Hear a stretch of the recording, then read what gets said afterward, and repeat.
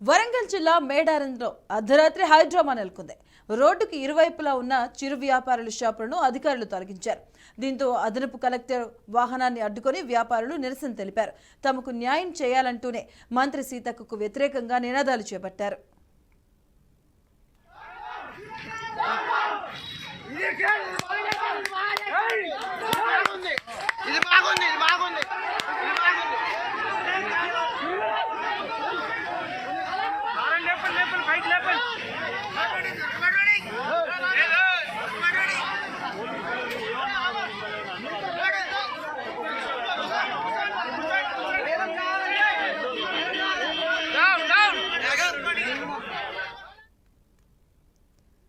రైట్గా నిన్న అర్ధరాత్రి మేడారంలో ఉద్రిక్తత నెలకొంది. రోడ్డుకి ఇరువైపులో ఉన్న షాపులను తొలగించారు అధికారులు. దీనిపై స్థానికులైతే ఆందోళన చేపట్టారు.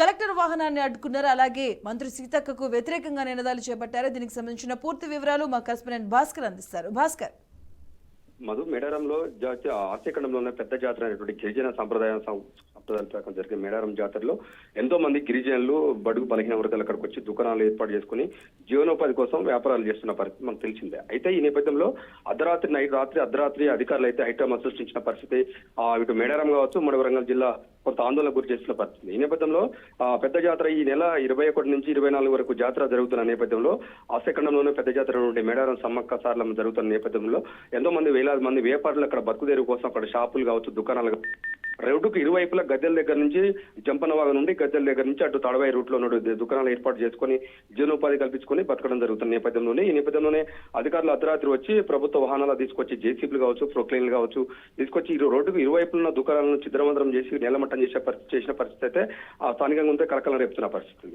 అయితే ఈ నేపథ్యంలో ఏదైతుందో స్థానికంగా ఉన్న మంత్రి కావచ్చు, ఆమె ఆదేశాలతోటే అధికారులు ఇవాళ ములుగు జిల్లా అదనపు కలెక్టర్ కావచ్చు, అక్కడ ఉన్నటువంటి మున్సిపాలిటీ సిబ్బంది కావచ్చు, పంచాయతీరాజ్ శాఖ కావచ్చు, డిపో కావచ్చు, వీళ్ళ నేతృత్వంలోనే అధికారులు అయితే ప్రభుత్వ అధికారులు పూర్తి స్థాయిలో వ్యాపారాలు చేసుకున్నటువంటి దుకాణాలను పూర్తిగా నేలమట్టం చేసి వాళ్ళు జీవనోపాధి లేకుండా రోడ్డును పడేశారని చెప్పేసి ఆ గందరగోళం సృష్టించిన నైటు మొత్తం ఉద్రిక్త వాతావరణంలో రోడ్డు మీద బైఠాయించి అదనపు కలెక్టర్ వాహనాన్ని అడ్డుకొని నిరసన వ్యక్తం చేసిన పరిస్థితి మనం చూస్తున్న పరిస్థితి. అయితే నేపథ్యంలో స్థానికంగా అర్ధరాత్రి నడి ఎవరికి తెలియకుండా అర్ధరాత్రి నిద్ర ఉన్న సమయంలో వచ్చి వాళ్ళు దుకాణాలు కొలగొట్టడం ఇంత దారుణమైన పరిస్థితి. కాంగ్రెస్ ప్రభుత్వం పేదలను హక్కున చేర్చుకుంటుంది, పేదలకు న్యాయం చేస్తుందని చెప్పి మేము ఊహించినప్పటికీ మంత్రి సీతక్క ఎప్పటి నుంచో మాకు స్థానికంగా ఉన్న ఎమ్మెల్యే సీతక్క మమ్మల్ని పట్టించుకోకుండా స్థానికంగా మీ బతుకుదేరి కోసం దుకాణాలు ఏర్పాటు చేసుకుంటే కావాలనే ప్రభుత్వ అధికారులు కావచ్చు మంత్రికి సూచనలు ఉన్నట్టు వ్యవహరిస్తున్న నేపథ్యంలోనే మంత్రి సీతక్క డౌన్ డౌన్ నినాదాలు చేస్తూనే ప్రభుత్వ అధికారుల వాహనాన్ని అడ్డుకొని నిరసన వ్యక్తం చేసిన పరిస్థితి ఉంది.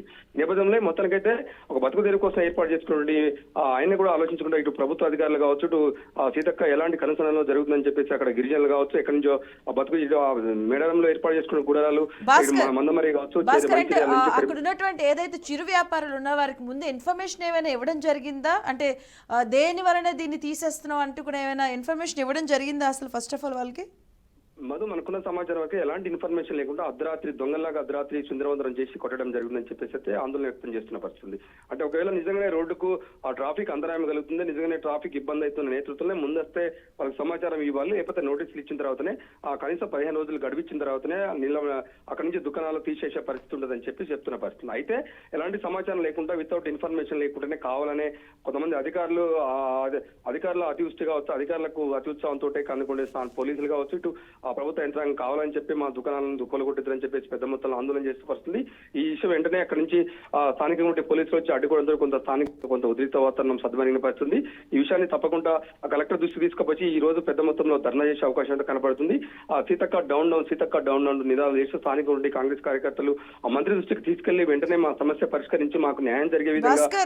అలాగే దీనిపైన అధికారుల వెర్షనే ఉంది. పై అధికారులకు అసలు దీని గురించి ఏమైనా ఇన్ఫర్మేషన్ తెలుసా? అధికారుల వైపు నుంచి ఎలా ఉంది వాళ్ళ తీరు దీనిపైన?